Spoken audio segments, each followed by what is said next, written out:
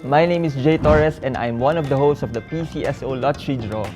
Yung show namin for me is about giving hope and excitement at the same time. Alam mo yung aabangan mo yung lalabas na numbers sa TV habang hawak-hawak mo yung ticket mo at hindi lang inaabangan kung mananalo ka. Inaabangan mo rin kung baka itong chance na to yung magpapabago sa buhay mo.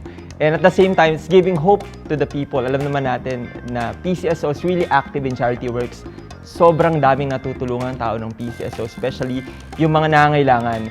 And I myself, I also help sa charity. Kaya naman sobrang lapit ng PCSO sa puso kasi I'm doing my job and at the same time, I'm part of the organization na tumutulong sa napakaraming tao. Kaya naman sa mga kalaro namin from Luzon, Visayas, and Mindanao, inaanyayahan ko po kayong suportahan po ang PCSO. Makisali po kayo at bumili ng tickets everyday. Kaya patuloy po natin suportahan ang PCSO Lottery Draw na mapapanood po natin sa IBC 13, DATV at sa mga live streaming channels. So paano ba yan? See you mga kalaro!